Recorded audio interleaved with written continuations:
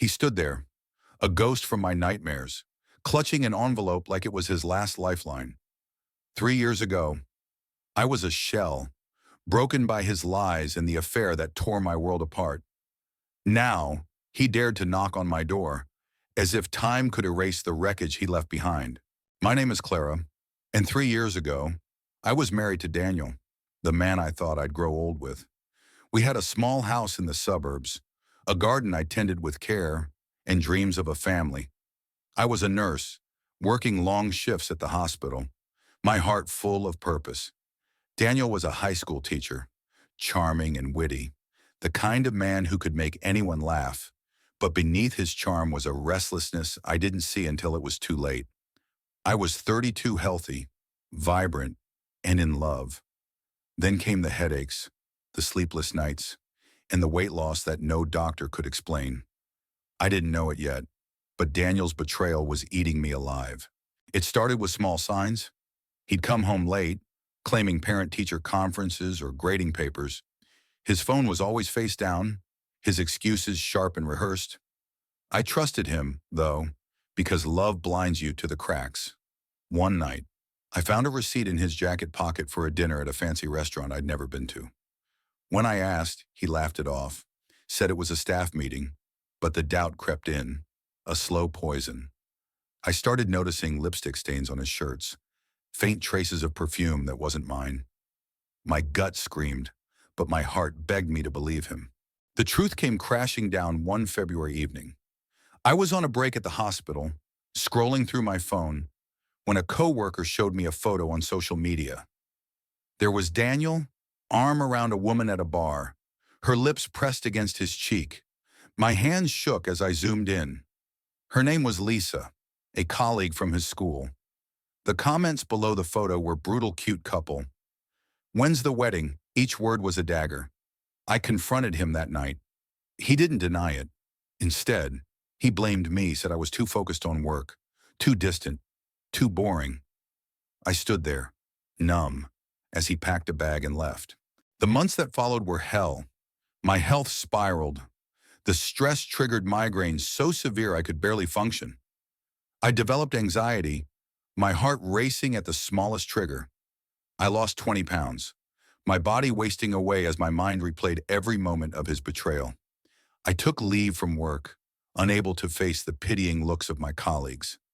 My friends tried to help, but I pushed them away, drowning in shame. How had I not seen it? How had I let him destroy me? The doctors prescribed pills, therapy, and rest, but nothing could mend the hole he'd carved in my soul. I hit rock bottom 6 months later. I was in my garden, staring at the wilted roses I'd once loved, when I collapsed. The hospital diagnosed me with stress-induced cardiomyopathy broken heart syndrome. My heart was literally failing under the weight of his affair. As I lay in that sterile bed, hooked to monitors, I made a promise to myself I would rebuild. I would not let Daniel's choices define me. The road to recovery was grueling. I started therapy, leaning on a kind woman named Dr. Ellis who helped me untangle my pain. I joined a support group where I met others who'd been betrayed, their stories mirroring mine. Slowly, I began to eat again, to sleep, to laugh. I returned to work, taking shorter shifts, and found solace in helping others heal. I moved to a new house, a small bungalow with a porch where I could watch the sunrise. I planted new roses, their vibrant red a symbol of my resilience. By year 2, I was stronger, not whole, but stronger. I even started dating again, though my heart remained cautious. Then, 3 years to the day since he left, Daniel showed up. It was a chilly evening, the kind where the air bites your skin. I was in my kitchen, chopping vegetables for dinner. When the doorbell rang, I opened it, and there he was. His hair was thinner, his eyes sunken, his jacket worn at the elbows. He looked like a man who'd lost something vital. In his hand was an envelope, creased and stained. My heart lurched, not with love, but with rage. How dare he? "Clara," he said, his voice hoarse. "I need to talk." I wanted to slam the door, to scream, but something in his desperation held me back. "You have 5 minutes," I said, stepping onto the porch, arms crossed. The air between us was thick with unspoken history. He fumbled with the envelope, his hands trembling. "I messed up. Clara, I know I hurt you. Lisa, it didn't work out. She left me a year ago. I've been a wreck since." His words were a pathetic attempt at pity, but they only fueled my anger. Did he think I cared about his pain? "Why are you here, Daniel?" I snapped. "You don't get to waltz back into my life after what you did." He flinched, then held out the envelope. "This is for you. I found it in my things when I was moving out of my old place. It's, it's yours." I took the envelope, my fingers brushing against its rough edges. Inside was a letter, written in my own handwriting, dated a month before our marriage fell apart. It was a letter I'd written to Daniel, pouring out my love, my dreams for our future, my gratitude for him.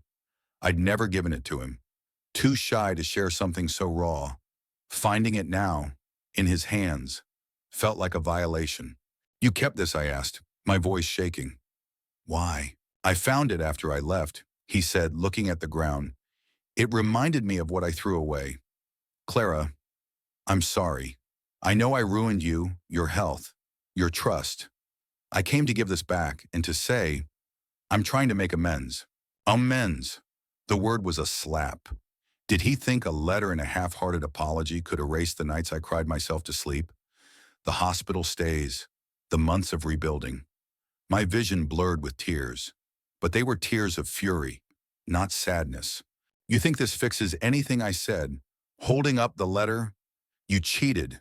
Daniel, you lied. You blamed me for your weakness. My heart stopped working because of you. I had to fight to live again, and you weren't there. You don't get to come back now and play the hero." His face crumpled. But I wasn't done. The dam inside me broke, years of pain spilling out. "You destroyed me, Daniel. I was in a hospital bed because of your affair. I lost my health, my confidence, my home. And now you show up with this." I shook the letter in his face. "This isn't amends. This is you trying to ease your guilt." He opened his mouth, but no words came. I stepped closer, my voice low and steady. "You don't get to feel better. You don't get to walk away clean. I rebuilt my life without you, and I'm stronger for it. But you're still running from what you did." The air was silent, heavy with the weight of my words.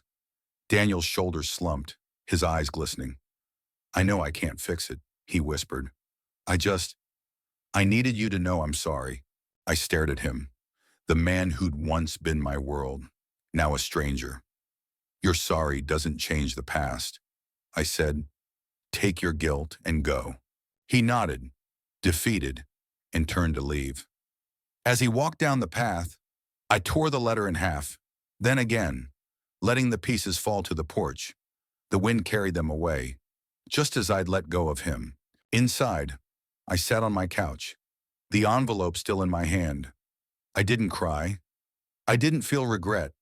Instead, I felt a quiet strength.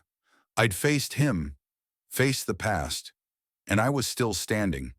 My roses were blooming outside. My job was waiting, and my life was mine again. Daniel's return hadn't broken me. It had shown me how far I'd come. The next day, I called Dr. Ellis and told her about the encounter. She listened, then said, "Clara, you didn't just survive him. You thrived. That's your victory." She was right. His betrayal had nearly killed me, but I'd fought back. I'd won. I don't know where Daniel is now, and I don't care. His envelope, his apology, his guilt, they're his burden, not mine. I'm Clara, the woman who rebuilt her heart, her health, her life, and no one, not even him, can take that from me. What do you think? Was I too harsh on Daniel? Or did he deserve every word? Share your thoughts. I'd love to hear them.